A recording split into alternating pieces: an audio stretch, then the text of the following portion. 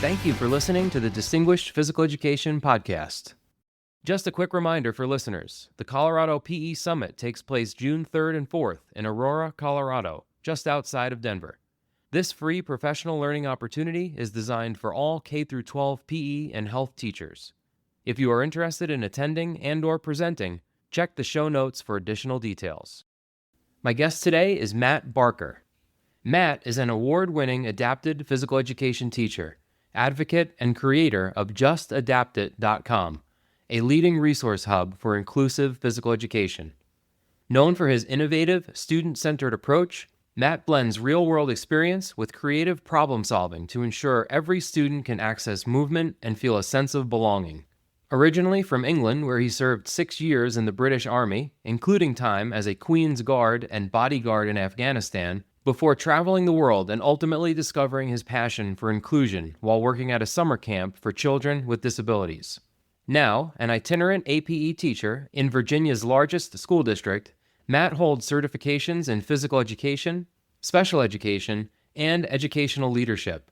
His work spans inclusive programming, DIY equipment, and AI-powered tools like the Just Adapt It bot. A regular keynote and national presenter, he helps educators reimagine what's possible in adapted PE. When he's not designing equipment out of pool noodles and PVC pipes, Matt enjoys playing kickball, cheering on Derby County, and spending time with his wife, 2 sons, and their dog Bo. And now I bring you Matt Barker.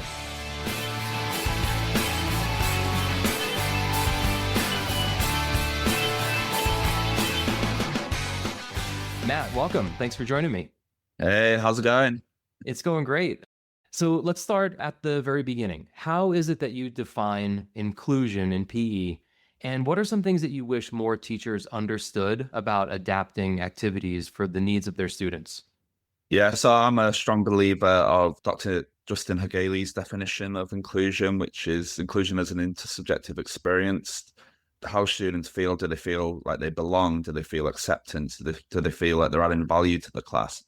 And the best way of measuring inclusion is to ask the student, do you feel included in the class? And just like kind of gauge it that way with some like informal data. I also like to look at expressions on faces as well. So if a student is running around with a big smile on their face, you can maybe infer that, yeah, they probably do feel included, valued, they're having a good time. And on the flip side, if a student sat to the side, not participating, they probably don't feel included. So yeah, just be part of like start a conversation, ask them, do you feel included? I think that's so important, bringing student voice into the equation.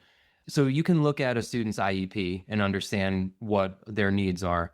And that can give you some ideas for how you might modify activities. But the most impactful way is to ask students exactly what they need in order to engage and be welcome and all those things that you said in your class, and then modify activities based off of that. Yeah, for sure. I mean, I work at a middle school, so a lot of my students I can like have those conversations with, like, what do you need from me? Younger students might be a bit more difficult, but even young students can like advocate for themselves.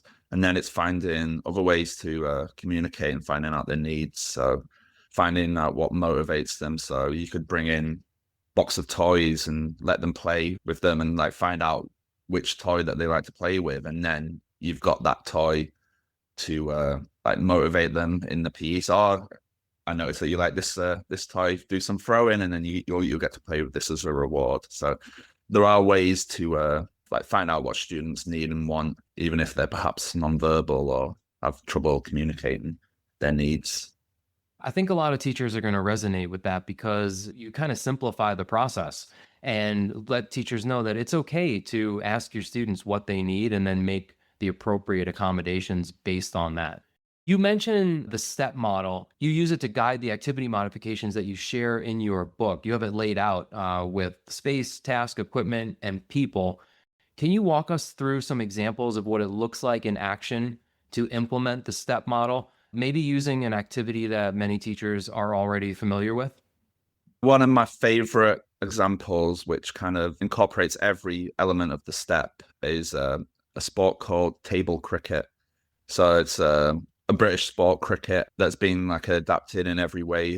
literally everyone can play it. So it's definitely worth looking up, especially if you work with students who physical and cognitive disabilities. So it's played on a table, so the space is being adjusted. The task, so instead of bowling the ball can be rolled down a ramp.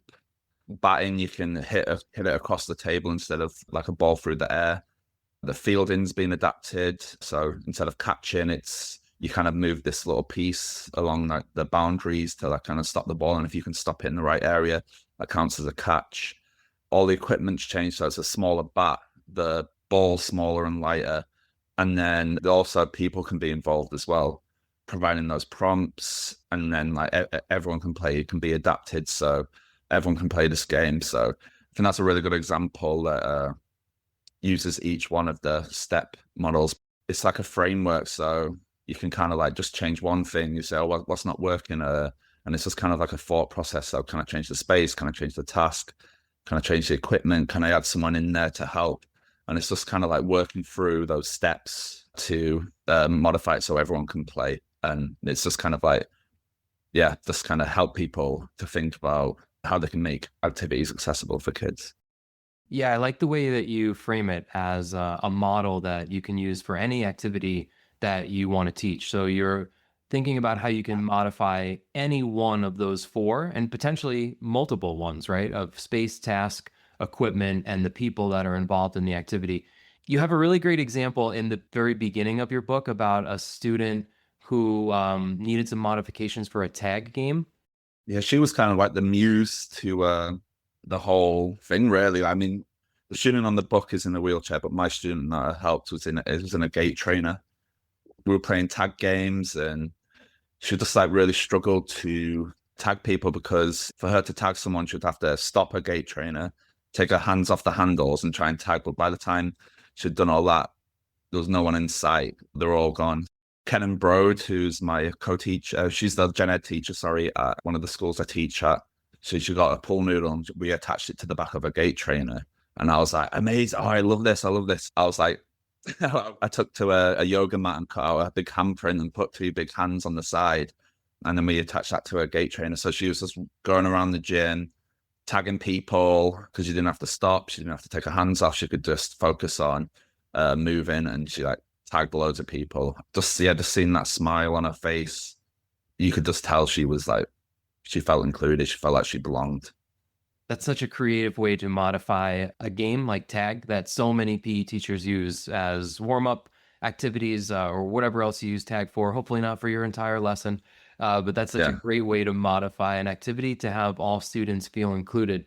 You have probably well over 100 examples of how you modify activities in the book. Is that right? Yeah, I think there's like 140 towards the back. Like the people section, I kind of go more into prompting, like different like levels of prompting, and then also like placement of where students can be placed. And it's mostly equipment modifications. There's probably about 100 equipment modifications, and then the rest, probably around 40, are the other space, task, and people modifications.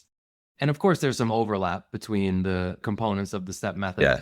Just in case I didn't mention it yet, Matt's book is called Just Adapt It, and I'll make sure that there are links to it in the notes to this episode.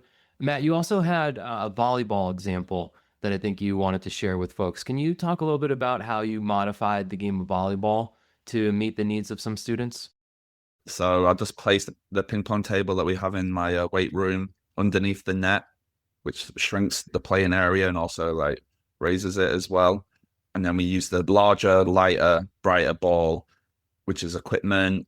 The task pretty much remained the same. We're still working on those bumping and setting hits. And then we partnered the student up with one of the IAs who was able to rally with us, which gave her plenty of practice, which is really important too. So yeah, I think it was a pretty simple changes, but it just like changed the game. And she like played for like the last 15 minutes of class until she had to like be kicked out of the gym because it was time to go to the next class. So yeah, the simple changes can take that student from sitting on the sidelines to being actively involved in class and participating and working on those skills that are going to help her throughout her life. So in that example, it sounds like you were able to modify the space, the equipment, and maybe some of the people that were involved with it. It was a great example of how you modified an activity to make a student feel included and welcome and to develop a love for PE. That's one of the things I'm noticing in what you're saying is that the changes of the looks on students' faces, their level of engagement, the way that they feel included is going to have an impact on how they view physical activity, not just in your PE class, but for the rest of their lives. Just a quick pause to share that if you're looking for professional learning that connects to your day-to-day teaching, we now offer 5 self-paced graduate-level courses designed specifically for PE teachers.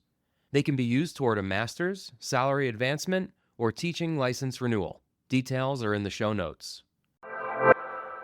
Yeah, I love that. Yeah, that's my aim, especially with my middle schoolers. I mean, with my elementary kids, I want them to love it too. But when we get to middle school, it's like, all right, you guys are old enough now. You can use my weight room, like come in and go on the treadmill, use the weight machines, like play volleyball. Like this is your space. So when I used to see them every day, Fridays were dance party Fridays. So that'd be their time to participate in some of the activities we've been doing in PE, but it's kind of like more free choice. So they could work out, they could play volleyball, badminton, which they really love. So it's great seeing them like picking up these like recreational skills that they can use like outside of my gym. So, but now I don't see them every day. I just see them longer every other day, but usually try and give them like 20 minutes to half an hour Thursdays to kind of explore the gym and kind of like those self-motivation skills to work out and exercise, which are really important.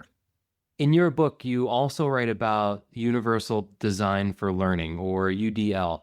Can you talk a little bit about some of the main principles of UDL and how teachers can utilize them in order to plan proactively for the needs of their students rather than reacting in the moment? We know that sometimes teachers are going to react in the moment based on a student's need, of course, but how can they use UDL to proactively plan for some of these modifications that you talk about? Yeah, so I like to think of UDL as the like kind of blueprint. So when we're planning lessons and activities, it's always good to have these like UDL principles in mind when we're planning our like worksheets, our activities, and everything we're doing in class.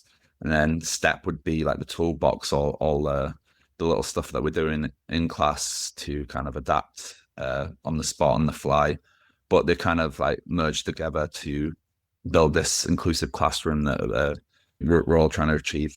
It's split into like 3 core principles. So there's multiple means of engagement, which is how we motivate and involve students. So using reward systems. So in one of my classes, I've got these little cards with balloons on, and if the students come in and participate in the warm up and do a good job, we get a hole punch and we pop one of the balloons.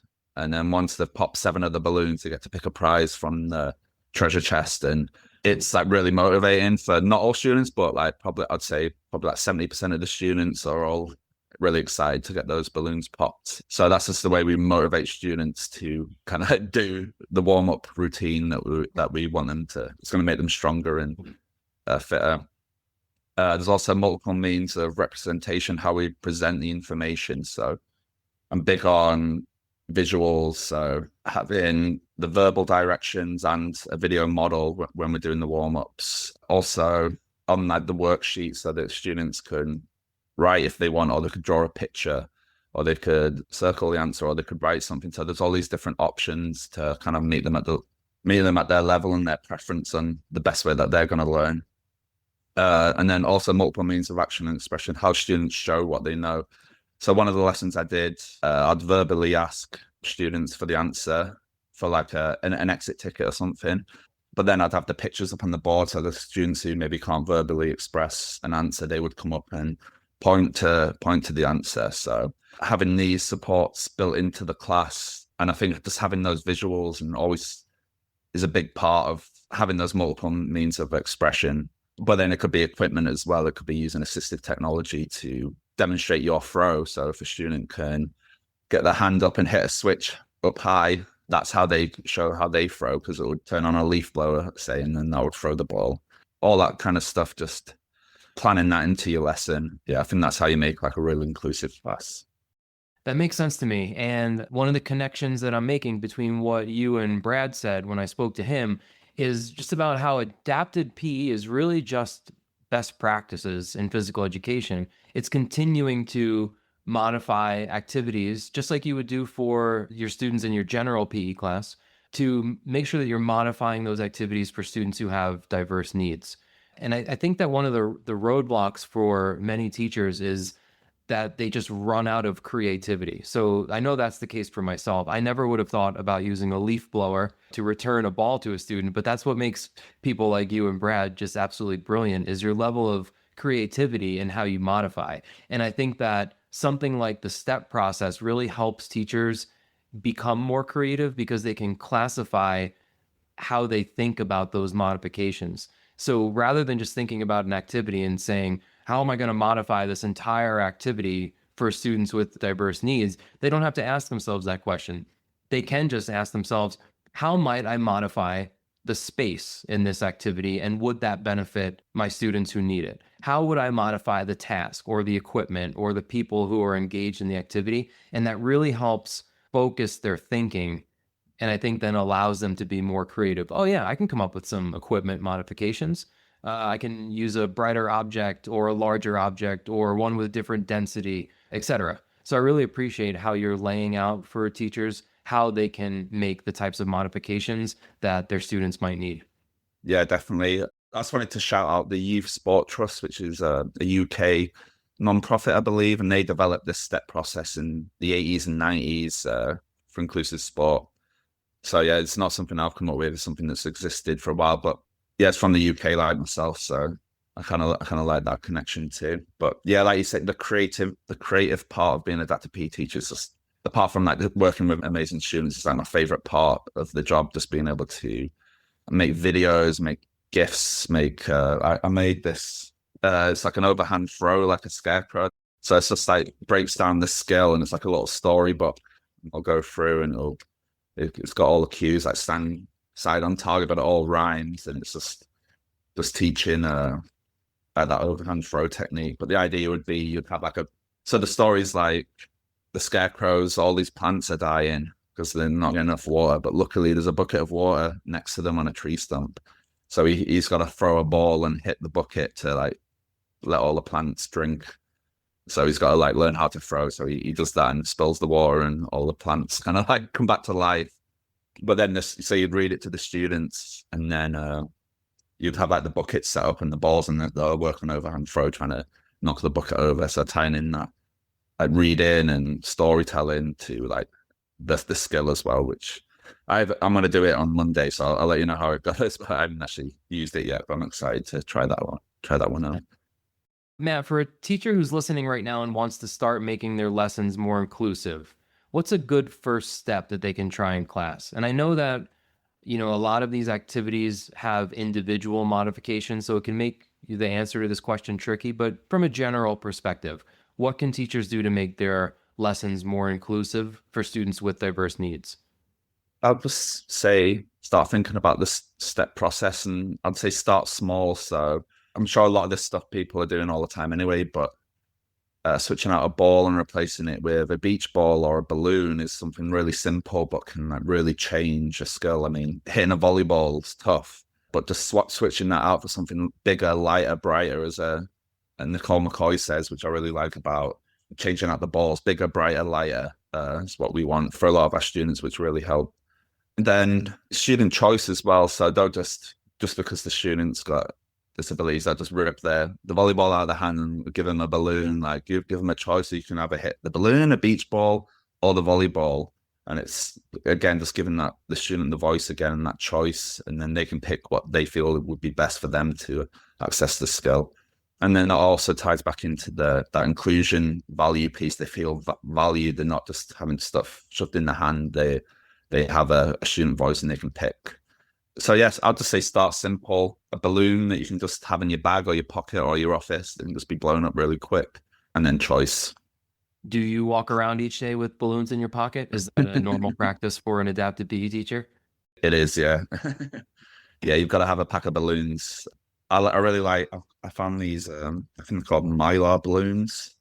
So they're kind of like foil. So it's good for students who have latex, but I've got these like they're round. Like some of them are kind of like oval but flat, but I've got these round ones, so they blow up like a ball. They float so nice and amazing. They've got more like a balloon will kind of just spin around all over. But these kind of like float like a ball, but just really slower. And you can deflate them you put a straw in, blow them up, and you can deflate them as well. So you can just reuse them. So you're not just like burning through all this like latex. So yeah, that's another one. Mylar balloons, but get like the round ones. They're a good thing you can carry around in your bag or your bucket like Brad has, or your car or wherever you're transporting all your adaptive PE stuff. I remember Brad talking about that, about the bucket that he takes around with him and the different pieces of equipment. So round Mylar balloons, definitely something you want to put in your adapted PE toolkit. All right, Matt, I'm going to run a scenario by you that I bet a lot of teachers out there have had experience with, and you can use your expertise to share how you would use the STEP framework to adapt an activity. So let's say that you are observing a PE class where there's a group of students playing in small group modified basketball activities. Some students with diverse abilities are having difficulty dribbling and shooting the ball, and it's starting to have a negative impact on their engagement and their experience in PE. Using the STEP framework, how might you help the PE teacher in this situation adapt these different basketball activities so that everyone feels meaningfully included? Yeah, I'm just trying to like go through my book and just kind of reference some of the stuff that's in here. Number 001, reduce playing area. So kind of make the area smaller. If the student's able to like throw the ball and chase after it, which they find more fun than dribbling the ball, that's going to be like chaotic for you to try and teach them to dribble when like there's balls going and they're kicking it and they're loving chasing the ball more. So maybe reducing that playing area. Then if we go to like the space, one of the classic ones is adding hula hoops on top of like wrapping it onto the basketball net. So they don't have to shoot up and over. They can just kind of throw it through a hula hoop. That's one of the best, most simple ways you can like adapt the space for students who like, and one thing I don't get, sorry, I'm going off on a tangent here. Why like elementary school gyms have like adult sized basketball nets and like in my school and the playground outside is adult size. I'm like, who are they building these places for? They'd definitely be adjustable so you can bring it down for like kindergarten students who can't throw up that high. But yeah, that's a great one, adding those to the space. And then moving on to task, I've got here 19 alternate body use. So for example, a student who's unable to like lift his hands above his head, he's got very limited movement. So instead of using his hands, he's able to hit a switch with his head. So he moves his head and he's able to activate a switch, which turns on a leaf blower, which shoots a beach ball that looks like a basketball into the net. So that's using like assisted technology, but he's using a different part of his body. So it's a different task. Yeah, shooting a basketball can look different to everyone. Then just going through increase attempts time. So maybe if they're playing a game of basketball, if you're a bit older here, they missed the first attempt, maybe give them another one. Okay, you get to have a second shot. Or you could adjust the scoring and goals. So the student scores a point if they hit the backboard or they hit the net. And then they score extra points if it goes in. And it's just making little changes like that. And then if we go to equipment, so one of my favorite adaptations is I showed up to my class and there's this teacher who is now retired, but he's kind of like old school. He's a good teacher, but yeah, never really that interested in adaptive PE. But I came in and he'd made a lowered basketball net. So it was one of those tight ones and he cut it off and it was a lot lower. Then he'd placed a cornhole board underneath with some mats on. So this student who was in a chair, but she hated the gate trainer, but she loved being on the floor. She was able to practice shooting, throwing the ball into the net. And it would roll back down to her. So she just keep on practicing getting those reps in. And it was just like a really cute, like modification, that lowered net. Basketball tipper, small basketball net with a cone upside down with a ball in, and they kind of pull a rope, which is attached to the bottom of the cone, and it kind of like tips the ball into the basket. It's another option.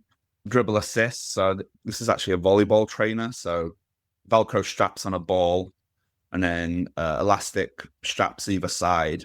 So it's kind of like suspended and the student can come and kind of like push down on it and it'll kind of like bounce up and down, but it won't be flying off all over. So students who can work just on, use your finger pads just to push down. They can like get, again, lots of practice about that failure of the ball, just like bouncing off the toes and rolling the other side of the gym.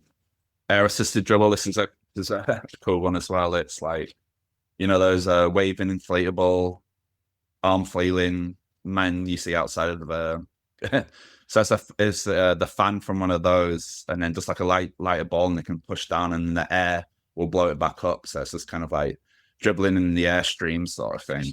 These are amazing examples, and these are all like some of the first dozen or so examples in your book. Is that right? That was kind of like span across. I just quickly went through and marked off which ones kind of I would apply to the basketball unit. So like peer programs getting. So we got a peer program started last year, and I've got this wild group. That's when we use like the behavior systems to kind of like help. This is a great class, but yeah, they're fun. But then when we get these 5th grade peers in, they turn into angels and just look up all these peers and just want to impress them. They want to work hard. And so if you haven't got a peer program start, I'm trying to get them back up and running this school year. That's a great tool, getting those role models in. It's going to help the kids. Well, thanks for sharing, Matt. I'll just remind folks that your book is called Just Adapt It, and there are hundreds of examples of modifications that you can make for your students in order to help them feel included and keep their levels of engagement up in PE. Matt, I have one more question for you. This might be the toughest one that I ask you. So I know that you're someone who values inclusion, but I couldn't help but notice when reading part of the About Me section of your book, you mention your dog by name, but then you just say you have cats and you don't mention your cat's names. I noticed there's a number 1 on the top corner of your book. Perhaps when you come out with the second edition of the book, are you considering including the names of your cats in there as well, or only dogs? Well, my surname is Barker, so I'm definitely a dog person. So there is some truth to that. And then secondly, it reminds me of my mum. My mum used to write cards to people. She'd be like, love from their names, and then she'd go Razzle and Rosie, which is the dogs, and the boys. Like, we were the boys, and the dogs are named by names. Yeah, so we're very much dog people with a fitting last name. But yeah, well, they're called Honey and Momo, which is short for Momotaro, which is like a Japanese samurai story. So yeah, I'll definitely do that. Book 2. I'm glad I was able to provide that platform in order for you to be a little bit more inclusive toward your cat. That's so cat person of you to do that. I'm very much so a cat person. All right, Matt, thank you for sharing your expertise with the listeners. I very much appreciate it. Yeah, thank you. I really appreciate it.